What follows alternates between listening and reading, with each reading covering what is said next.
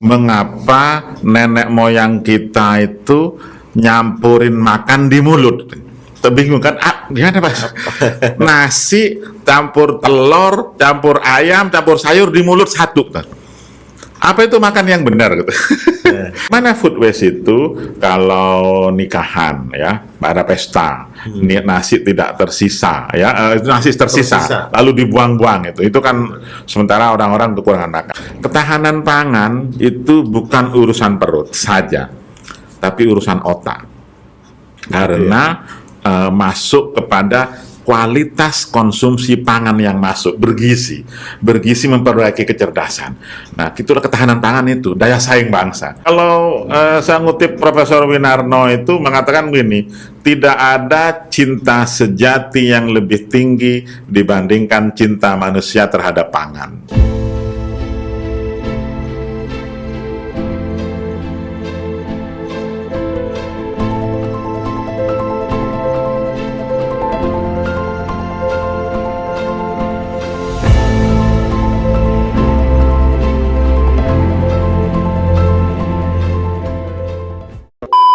Sekarang kita ngobrol tentang cara makan kita, ya kan? Sebagai negara yang besar dengan penduduk yang sangat besar, maka kalau ada nasi sedikit saja tersisa, kalau diakumulasi jadi luar biasa banyak, begitu. Nah, sebetulnya apa yang salah dari kebiasaan kita? Pertama, mungkin kita terlalu banyak makan nasi, atau tidak melakukan diversifikasi makanan kita itu.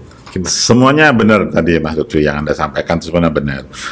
Saya pernah ingat berdiskusi dengan Mahaguru Profesor Syamsuddin Sajjad, Anda mungkin pernah dengar. Beliau sudah baru meninggal tahun lalu.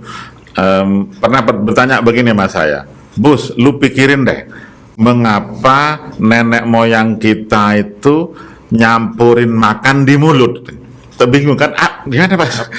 Nasi campur telur, campur ayam, campur sayur di mulut satu. Apa itu makan yang benar gitu? Ternyata kata ahli gizi itu kurang benar. Makanya kalau kita di restoran lain ya, di restoran asing, apalagi nggak usah jauh-jauh, restoran Cina atau apa, datang lauk dulu, datang sayur dulu, 6 kali ikan nasi belakangan. Karena menurut para ahli ilmu pangan, ahli gizi, mulut ini jangan terlalu banyak campurannya. Enzim itu biar buah-buah saja, ini gitu. Saya bukan ahlinya, tapi bagi saya itu pelajaran penting. Nah, dari situ sehingga visi pangan sehat ke depan itu adalah yang disebut sebagai gizi seimbang. Teman-teman di gizi menyebut isi piringku. Jadi isi piringku itu seperti piramid begitu, nanti nasi juga paling kecil, jadi sayur, buah, lauk, sehingga tadi kita di awal menyebutkan bahwa separuh lebih dari penduduk kita tidak punya akses pada pangan bergizi, ya karena satunya itu. Apakah karena tradisi? Saya pikir iya. Apakah karena pendidikan? Saya pikir iya juga, nyambungnya di situ. Tadi Anda menyebutkan pola diversifikasi. Ada satu perpres zaman Pak SBY 2009 maybe ya, 2000 itu namanya percepatan penganeka-ragaman pangan. Di situ ditarget konsumsi beras turun 1,5%, bla bla bla gitu kan, pangan, tapi tidak tercapai. Nah, hari ini kita mencoba menghidupkan lagi semangat itu. Kita sudah bikin revisinya, draft baru untuk mengarah kepada diversifikasi sampai 2030 lah. Karena kemarin tuh nggak ada yang perhatian terhadap perpres itu, karena perpres itu gugur demi hukum karena ditulis hanya sampai 2015. 2015 sudah selesai dong gitu. Itu kan nama nggak jalan. Oke, sekarang kita bikin sampai 2030 supaya ada betul-betul diversifikasi pangan yang sebenarnya. Satu, kita juga memasukkan poin-poin mengenai pengurangan food waste dan food loss. Ya, simpelnya memang kalau mengenai data semua ini masih berdebat, tapi food loss kita itu cukup besar. Kalau data resmi sih 11 lah paling persen. Tapi saya menduga itu belasan 17 gitu atau berapa ya. Kalau kita menghemat saja setengahnya 5% kalau nasi itu kan ekuivalen tadi 5 kali itu sudah bisa 1,5 juta ton nggak pakai impor toh gitu. Misalnya kan menarik. Nah, kalau food dari mana itu? Teknologi pengolahan, teknologi penggilingan. Penggilingan padi kita itu kalau mohon maaf kalau tradisional, kalau skala kecil ya banyak yang terbuang ya. Di situ sehingga efisiensinya rendah. Di situ teknologi itu diperbaiki, penggilingan diperbaiki, skala usaha ditingkatkan, kasih akses kredit, insya Allah food loss bisa ditekan. Belum lagi food waste. Food waste ini ada studi, saya nggak terlalu confident terhadap studi itu dibikin oleh FAO WFP bahwa Indonesia katanya menjadi negara food waste food loss terbesar ketiga kalau nggak salah setelah negara-negara Timur Tengah gitu. Dicoba dibantah sih dengan studi bikinan Bappenas gitu, tapi rupanya beritanya belum menggaung. Anyway, yang penting bahwa food waste harus dikurangi, iya. Dari mana food waste itu? Kalau nikahan ya, pada pesta, nasi tidak tersisa ya, nasi tersisa lalu dibuang-buang itu kan sementara orang-orang kekurangan makan. Atau bahkan puasa nih bentar lagi nih, kita mau buka bersama lalu banyak yang tersisa kan nggak benar juga ya. Itu food waste harus dikurangi juga gitu. Nah, dari situ kalau itu bisa pola konsumsi menjadi lebih baik, tadi pressure terhadap produksi kan berkurang dong. Betul, ya. Kalau pressure produksi berkurang, tentu saja kita nggak ada isu mengenai orang impor tadi gitu. Jadi memang akses juga menjadi masalah yang sangat penting. Ketahanan pangan itu sekali lagi karena memang dimensinya banyak. Tapi kalau secara simpel saya sering begini, ketahanan pangan itu bukan urusan perut saja, tapi urusan otak. Karena masuk kepada kualitas konsumsi pangan yang masuk, bergizi memperbaiki kecerdasan. Nah, itulah ketahanan pangan itu, daya saing bangsa. Jadi kita terlalu kecil kalau hanya urusan perut gitu, mengartikan itu. Ketahanan pangan justru daya saing bangsa. Mana mungkin kita daya saing kalau anaknya makan gizi kurang, kira-kira gitulah.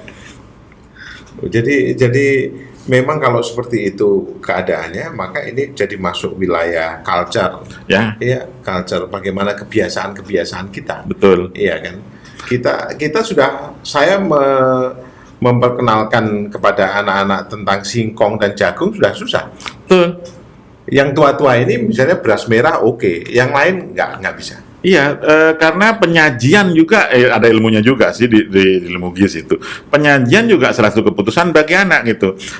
Ada survei di Amerika itu begini, anak-anak SD Amerika. What is food security? Kira-kira gitulah. Dia nyebut merek-merek. General Mills, Kellogg's atau apa. Dia tahu makan tuh artinya di supermarket gitu, bukan di sawah dan seterusnya ya. Jadi konteksnya adalah memang bagaimana yang ada di meja. Jadi kalau singkong dikemas dengan box yang bagus, kemudian ada gambar-gambar tokoh pahlawan gitu, maksudnya superhero ya, superhero. Mungkin beda, dia bisa masih mengkonsumsi, tertarik. Kalau cuman singkong dikasih kelapa ini anak-anak mana tertarik kan? Kita yang tertarik. Jadi benar-benar ketahanan pangan ini mungkin bagaimana dikemas secara baik ya, supaya education pola pangan berubah. Dan itu harus masif. Teman-teman media mungkin keinginan pemerintah juga kan harusnya begitu. Betul, teman-teman media juga bisa berperan juga lah. Misalnya kenyang tidak harus nasi. Nah, yang gitu-gitu kan. Yang penting bergizi kan beda itu. Jangan-jangan orang dulu kalau makan jagung kenyang. Saya kadang-kadang bikin joke begini. Apa pernah Miss Universe kira pemakan nasi, atau apa pernah juara dunia sepak bola pemakan nasi? Nggak pernah dia. Nggak apa. Jadi jangan banyak makan nasi karena dia mengandung karbonya cukup tinggi, bikin sakit gula dan lain. Kalau bikin sakit gula, BPJS bangkrut dan lain-lain ya kemana-mana. Itu berarti penting banget sebetulnya ya. Penting banget, tapi memang saya bilang nggak ada orang tertarik kan, sayangnya. Iya, karena kalau nasi itu dikurangi biar nggak banyak orang sakit gula ya segala macam. Lah, Prof, kalau dari Bangkalan kan punya jagung ya. Tinggal cerita, saya SMA masih di Bangkalan ya. SD mungkin masih kadang makan campur nasi jagung. SMP udah mulai jarang. SMA udah sulit lagi. Pas saya kuliah di IPB, begitu kuliah di Bogor, pulang cari nasi jagung udah nggak ada. Jadi berasisasi ini juga Iya. itu juga ikut masih banget gitu. Bahkan sampai teman-teman di Papua, teman-teman di Maluku makan beras semua. Belum lagi tadi katakan global juga makan beras gitu kan. Itu kan memang harus dikurangi gitu. Itu memang kecenderungan global memang ya. Mereka itu makan beras karena gandumnya tidak ada karena perang Rusia Ukraina. Not really, memang sebetulnya eksotis kan kalau beras itu. Gitu ya. Dan itu mungkin ada cabang ilmu baru dan bukan bidang saya, tapi saya melihat perkembangannya itu menarik tuh, disebut gastronomi, gastrodiplomasi sampai seperti itu. Jadi dan hebat dan Thailand yang cukup berhasil. Dan mungkin salah satu restoran Thailand juga masif di mana-mana, restoran Cina masif di mana-mana di global itu mengubah perilaku makan juga. Dan itu dipelajari di bidang ilmu gastronomi tadi. Yang lucu, restoran Indonesia tidak kemana-mana, cuma 1-2. Kan begitu. Padahal itu beras kita makan ya kan. Itu sebetulnya itu luar biasa dan itu betul-betul bisa gastrodiplomasi betul. Jadi dan Thailand itu mungkin perlu dipelajari, ini sekedar ngobrol, perlu dipelajari dengan data yang benar. Jadi turis di Thailand itu sampai puluhan juta seperti itu. Salah satunya karena memang mereka restorannya pun dikemas dengan culture dan budaya setempat. Masuk restoran Thailand sudah pasti ada sutra, ada gambar raja dan ratu, ada gambar gajah, ada gambar apa. Kemudian begitu ditanya waitersnya menjelaskan, orang pasti ke Thailand. Seharusnya kita bisa lebih unggul dari situ. Kita dengan lebih kaya seperti ini, gastrodiplomasinya itu mungkin bisa lebih bagus. Undang makan banyak-banyak, kira-kira gitu kita perkenalkan. Jadi Bapak Ibu sekalian, teman-teman Netters, memang ketahanan pangan ini seharusnya luas. Saya katakan di awal tadi, memang bisa 1 semester seriesnya. Tapi anyway, kita memang membahas tadi mengenai ketersediaan, akses, apalagi mengenai keamanan pangan kita belum banyak bahas, utilisasi. Itu betul-betul sampai mengaruh pada diplomasi ekonomi loh. Pernah pangan kita itu ditolak masuk Eropa. Iya. Karena ikannya muncul histamin. Jadi histaminnya muncul. Histamin itu yang bisa menjadi gatal-gatal kalau kita makan karena pendinginannya tidak baik. Begitu pendinginan tidak baik, bisa di-return sama dia. Atau pernah ada teh kita dianggap anthraquinone dan itu dianggap zat kimia berbahaya dan lain-lain, itu bisa masuk diplomasi. Nah yang gitu-gitu kita memang belum bahas, tapi masuk kepada food safety yang skalanya bisa global dan memang bisa merambah kemana-mana. Ini seharusnya sesuatu yang besar dan sesuatu yang luar biasa yang juga jadi PR pemerintah dan juga PR kita bersama. Karena kalau ini soal makanan saja sesuatu yang remeh, tetapi kalau kita tidak benerin dengan betul akan jadi rumit gitu. Betul, setuju. Kalau saya ngutip Profesor Winarno itu mengatakan begini, tidak ada cinta sejati yang lebih tinggi dibandingkan cinta manusia terhadap pangan. itu bagus.